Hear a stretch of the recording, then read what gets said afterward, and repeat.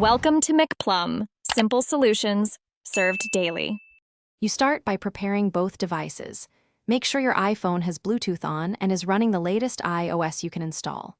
Then, power the Pacifica to ACC or on so the Uconnect system is active. This lets the head unit broadcast pairing.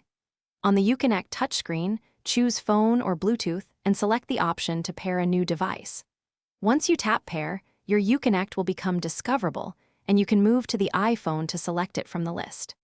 Once the Uconnect name appears in your iPhone's Bluetooth list, tap it to initiate pairing. You'll see a numeric passkey on both the car screen and phone.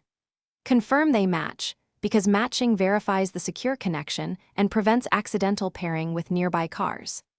After confirmation, the iPhone will request permissions, accept calls, contacts, and messages so the system can display names and route audio. Make sure you also enable Siri or voice. You finish by testing.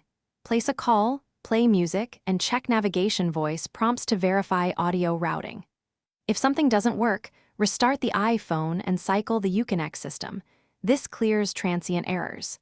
Make sure to remove any stale Bluetooth entries on both devices before retrying, because conflicting profiles often cause failures. If Bluetooth limits arise, like reduced messaging or media control, use a Lightning to USB cable and enable Apple CarPlay on the Uconnect screen for a more complete, reliable integration.